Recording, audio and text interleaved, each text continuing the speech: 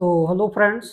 तो आज का हमारा टॉपिक है आर्टिकल दी के बारे में। तो आइए हम आर्टिकल दी को विस्तार से समझने का प्रयास करते हैं।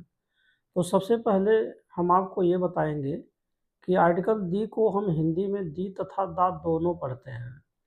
जब किसी भी नाउन का हिंदी भाषा में उच्चारण करने पर अगर वह हिंदी भाषा के स्वर यानी आ से लेकर के अ तक का उच्चारण हो तथा उससे पहले दी आया हो तब हम उसे दी पढ़ते हैं।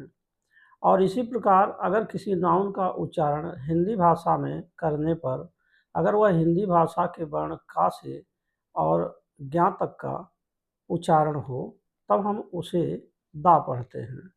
अब आइए इसका हम एक उदाहरण समझने का प्रयास करते हैं।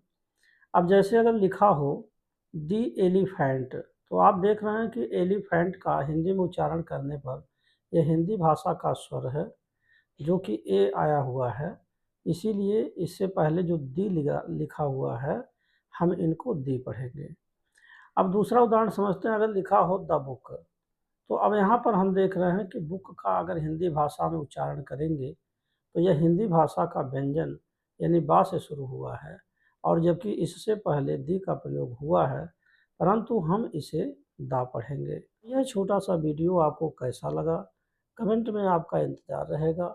And thanks for watching this video.